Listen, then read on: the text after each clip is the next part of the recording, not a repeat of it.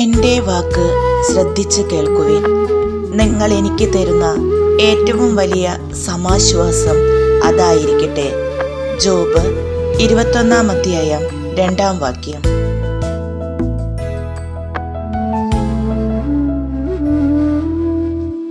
കണ്ണീർ നിറഞ്ഞൊരാ രാവിരുളിൽ എൻ്റെ ഹൃദയം മുറിഞ്ഞൊരാ നോവറിവിൽ.